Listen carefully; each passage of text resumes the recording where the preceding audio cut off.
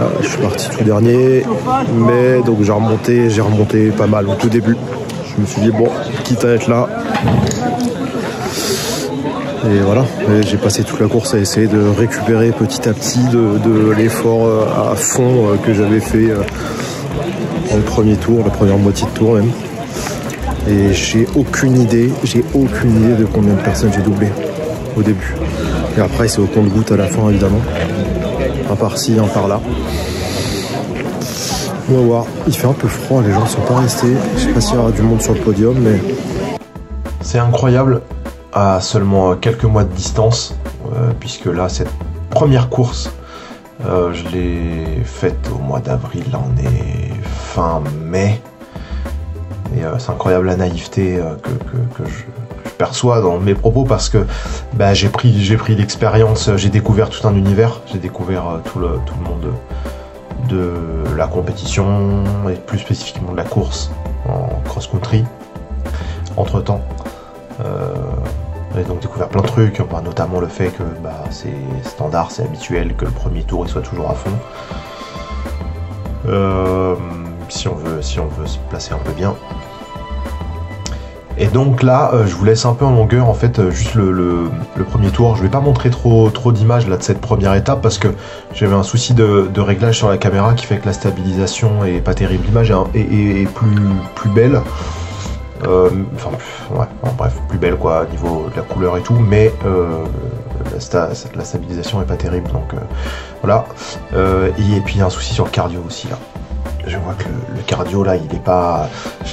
J'ai un brassard cardio qui, je pense que quand je monte beaucoup d'un coup en cardio, il réagit pas tout de suite. Bref, alors ce qu'on voit là en fait, ce que je raconte, c'est l'histoire de la remontée. Je pars 70e. Je pars dernier parce que j'étais pas là l'année dernière, et puis parce que bah, je sais plus pourquoi. Normalement c'est par date d'inscription ensuite. C'est le classement de l'année précédente qui joue, puis ensuite la date d'inscription. Moi je m'étais inscrit assez tôt et les gars m'ont dit non en fait dans le règlement là c'est une erreur, c'est un vieux truc, normalement c'est pas d'inscription, peut-être que c'est pour ordre alphabétique, enfin j'en sais rien, bref peu importe, je pars 70e. Et donc bah là on voit, là je laisse en vitesse réelle et en intégralité tout le début. En fait je vais remonter pas mal dès jusqu'à ce single. Voilà, on arrive là, je sais qu'il y a un goulot d'étranglement, on a fait bah voilà 1 km. Et donc en fait le premier kilomètre je l'ai fait à fond.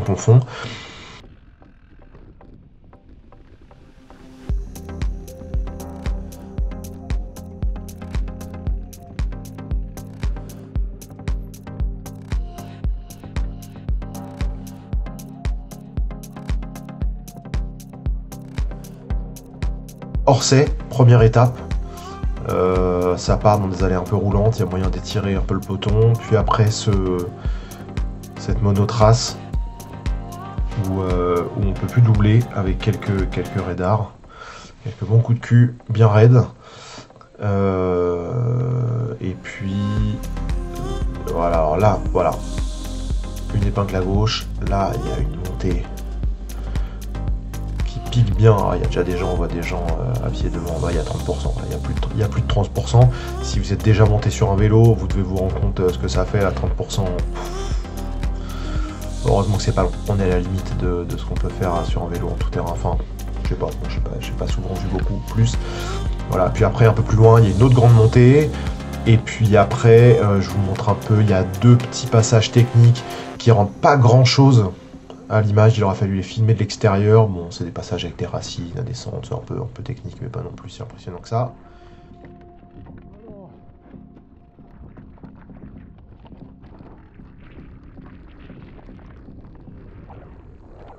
Et puis des petits pièges là quand même. Bim, sable, j'aime bien tomber dans le sable. Ça c'est... Bon, déjà sur le premier film que j'ai fait du VTT Tour, on me voit tomber dans le sable. Et puis il y a plein de fois où j'ai pas du tout de caméra, mais où je tombe dans ça. Ouais, il doit y avoir un truc que je gère mal. Là, on est sur la fin du plateau. Comme on voit sur le tracé, juste avant la redescente. Donc là, on voit déjà que les lignes sont un peu étirées. Donc là, première étape, donc comme je pars loin derrière, effectivement, Là devant, ah on voit peut-être un peu quelques gens devant. Là il y a un moment où la tête de course elle est vite partie. Et hop là, début de la descente.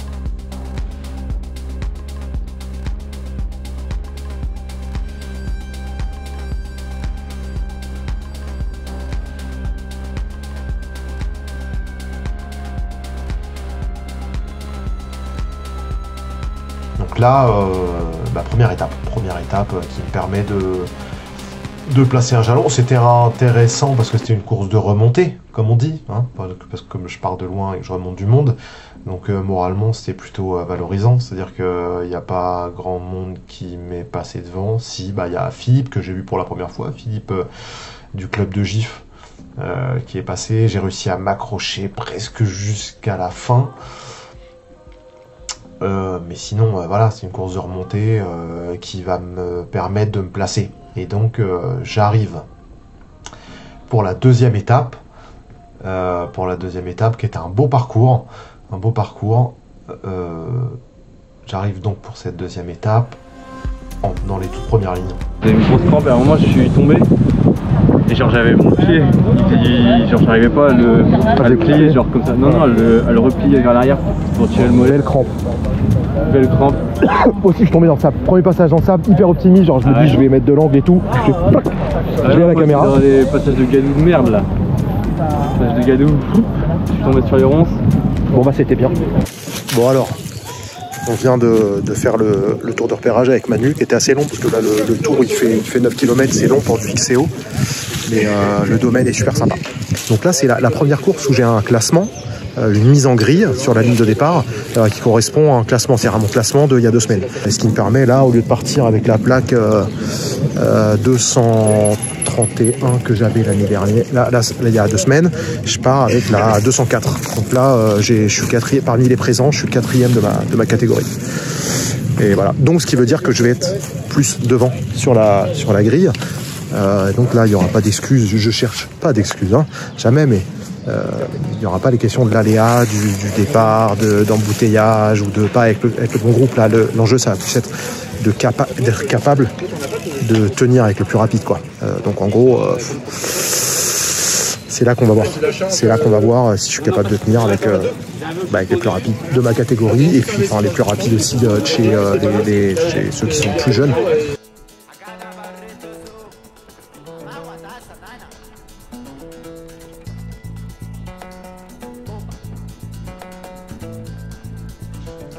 Et voici donc le départ à fond. Donc cette fois-ci je sais. Donc là on voit les watts. Ça va taper jusqu'à 400 watts. Pour donner un repère, ma FTP ou si vous êtes moins initié à ces notions-là, la puissance maximum que je suis censé en théorie pouvoir tenir 1 heure. Elle est en ce moment autour de 275. Donc voilà, ça donne un point de repère. En théorie, je devrais savoir que je peux tenir entre 350 et 400 watts, ça se compte en minutes, quoi. Le temps que je peux tenir, je sais pas, 3 à 4 minutes, bref. Donc voilà, ça part vite, comme je l'ai appris 2 semaines avant. Voilà, je vous laisse en intégralité, donc on part sur une ligne droite qui est large et où on a le temps de se positionner. Et donc je suis parti dans les premiers, on les voit tous les premiers, là ils sont devant. Les maillots roses que vous voyez, qui sont un peu devant, là ceux qui sont complètement tout roses, attention on va les voir, tac, 1, 2, voilà, 3, c'est les leaders des catégories espoir, senior et vétéran. Donc c'est les premiers, donc si je les vois, c'est vraiment que je suis tout devant. Et il n'y a pas de doute, vu l'allure, là ça monte. Bon, ça fait 1 km qu'on est parti, monter, on met encore 360 watts, enfin je mets encore un type d'effort que je peux tenir seulement quelques minutes. Et je m'accroche. Je découvre, je vois ce que c'est.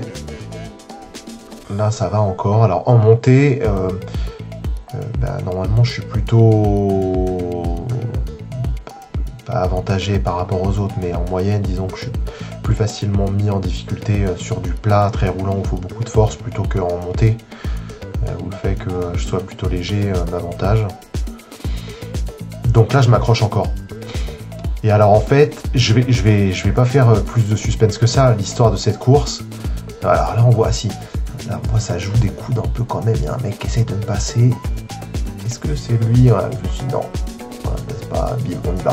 Donc là, je suis encore avec les tout premiers. On voit 1, 2, 3, 4, 5, je vais être 6ème. Et 2 ou 3ème dans ma catégorie. Donc pas de suspense. L'histoire de cette course, c'est l'histoire d'une crevaison. Je vais pas la finir. Ça se voit d'ailleurs sur le tracé, là, il n'y a que 2 tours. Et au bout d'un tour et demi, déjà, je suis obligé de m'arrêter pour réparer. Enfin, réparation impossible. Et donc, pour l'instant, je tiens. Mais dès que ça va devenir plat, mais en fait, je vais pas tenir et je vais pas comprendre pourquoi. Je vais regarder mes watts, qui seront toujours aussi élevés. Et donc, par rapport aux autres, normalement, j'aurais dû tenir un peu plus longtemps. Mais eux, soit ils mettaient plus de watts, soit moi j'avais un problème. Et effectivement, j'avais un problème, en fait, assez rapidement. J'avais le pneu arrière qui était dégonflé. Et a posteriori, je me suis rendu compte que donc j'ai tâté mon pneu arrière sur la ligne de départ. Et j'avais un doute, mais je me disais, ah bon, c'est bien mou quand même. J'avais assez confiance parce que j'ai fait dans cette config-là, pas avec ces pneus-là, mais avec ce modèle de pneus, ces roues-là, et à rouler dans les mêmes conditions.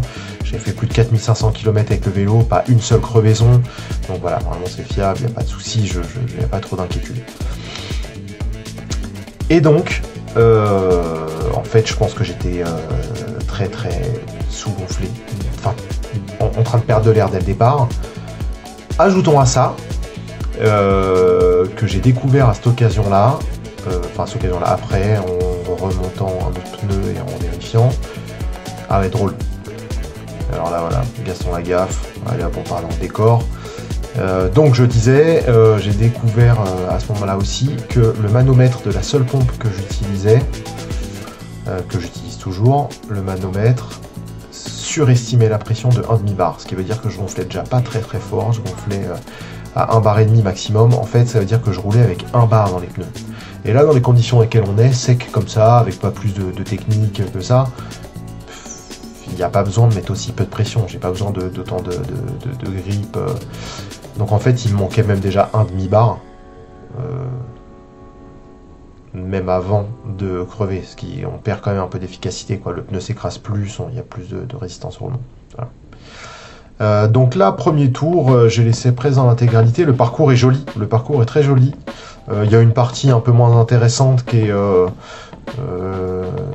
ligne droite dans les champs sur un plateau, mais sinon globalement c'est un beau parcours de cross-country, aussi bien sur la partie montée que descente, avec un peu de racines, un peu de roche, et un peu de roche d'ailleurs. Donc très probablement la crevaison, c'était une éraflure qui a causé plein de micro-perforations sur le flanc du pneu. D'ailleurs je l'ai remplacé par le modèle 30 grammes plus lourd, mais avec des renforts sur les flancs, ce que je conseille à tout le monde de faire. Voilà, et là on voit, voilà, là on passe. Et donc là c'est les premières fois. 1, 2, 3. Bon, il faut accepter, je découvre, c'est une autre réalité de la course que je découvre. Alors on pourra jamais être sûr, quel est l'impact du fait que j'avais le pneu arrière, je n'étais pas encore rendu compte, mais qui était bien dégonflé. Ça peut se jouer à pas grand chose, avec un pneu 1 bar plus gonflé, en mettant la même puissance, on peut rouler quand même plus vite, quoi. Là on le voit, je mets 270 watts, il y a des mecs qui passent, qui doublent en passant super vite, bon. Je sais pas, je pense que les courses suivantes arbitreront, et vous le verrez, on verra, ça donne un élément de réponse. Est-ce que je me fais doubler comme ça par d'autres gens, où est ma place en fait dans ce plan-là, dans ce groupe-là, puisqu'on finit par se connaître. On est, moi dans ma catégorie, il y a une trentaine de personnes, et puis si on mélange espoir, senior, vétéran, avec qui on tourne ensemble, on part ensemble, puisqu'on fait la même distance, donc le même nombre de tours à chaque fois. On finit par se connaître et on finit de voir sa position respective. Beau parcours. Mais effectivement quand même, donc avec un peu de roche qui aurait pu me faire une éraflure sur le pneu arrière. Voilà, j'ai pris de la boue sur la caméra, c'est pas terrible. Mais non. Voilà, un peu de roche là, c'est joli. Et puis bientôt après la descente qui arrive. La descente qui est sympa.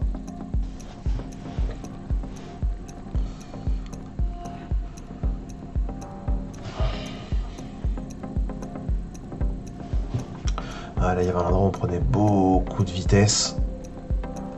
Les données sont pas parfaitement synchronisées, mais on voit, on arrive d'un chemin large à 50 km/h et ça se réduit dans un single d'un coup.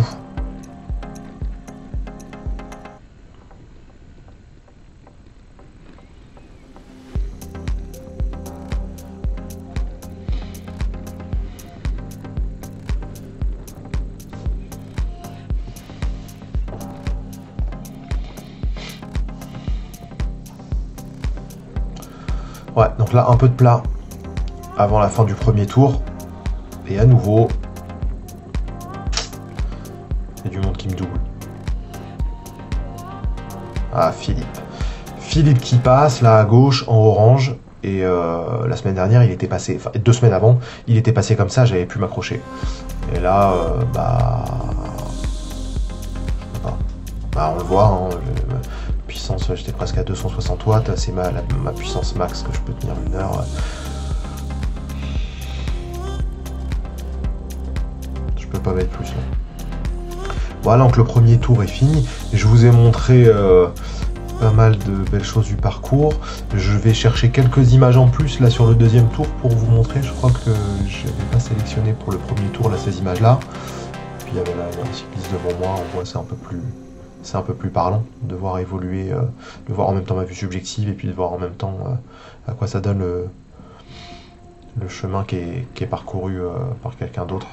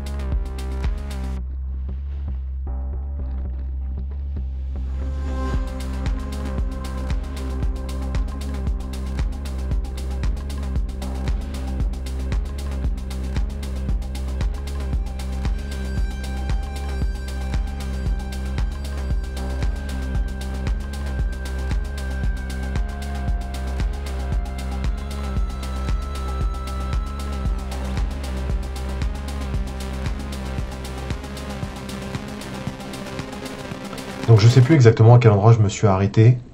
J'ai fini, grosso modo, je devais être, je pense, au 10e kilomètre. J'étais au milieu du 2e tour. Je l'ai pas filmé, je n'ai pas pensé à ce moment-là. Enfin, je n'étais pas concentré là-dessus. J'ai mis une cartouche de CO2. Enfin, j'ai cherché le trou dans le pneu que j'ai pas trouvé. J'ai mis une cartouche de CO2, mais j'ai perdu de l'air très très rapidement, quoi. Donc là, il y a encore du monde qui me double, encore sur le plat. C'est le même plat où on a vu tout à l'heure qu'il y a du monde qui me doublait à la fin du tour. Et là, j'arrive donc fin du 2e tour. J'ai pas pu mettre de mèche, j'ai pas pu réparer parce que j'ai pas trouvé de trou. Et pour cause, c'était juste des raflures qui avaient des petites micro-perforations sur le flanc du pneu. Donc c'était pas réparable comme ça. Je m'arrête, quoi.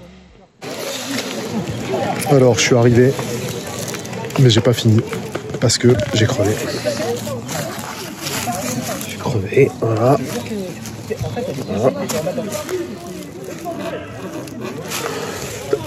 J'ai crevé, impossible de trouver le trou. Et en fait, à mon avis, ça fait un moment que j'ai crevé. J'ai regonflé, j'ai mis un coup avec une cartouche au milieu du 2e tour. Mais en fait, je crois que dès le premier tour, déjà, j'étais mou. En fait, même au départ, j'avais un peu un doute. Est-ce que j'ai une entaille là? Je sais pas. Non, c'est de la boue. Je trouve pas le trou. Bon, je suis revenu à la maison. J'ai même pas mangé un bout. Je me suis même pas lavé encore. Je dois bien reconnaître que ça m'a pris un peu la tête là, cette histoire de crevaison. Direct, je nettoie le pneu et je cherche la crevaison quoi. Je cherche où est l'erreur et vous allez voir. Bon, donc il n'y a pas trop de regrets à avoir parce que j'ai une belle entaille qui est sur le flanc. Alors attends, où est-ce qu'elle est? Où est-ce qu'elle est? Je l'ai trouvée là, je l'ai entendue tout de suite. Voilà, là. On entend. Mais en fait, il n'y a pas un trou qui est franc en fait. Une espèce de... Je craque là. J'ai dû prendre un rocher sur le flanc, un endroit où c'est pas renforcé. Il faudrait que je prenne la version des mescales plus renforcées sur le côté. Là, je pense, je peux même pas réparer en fait. Je peux même pas mécher. Il y a une espèce de schlack d'entaille comme ça. Ouais, donc, on va voir.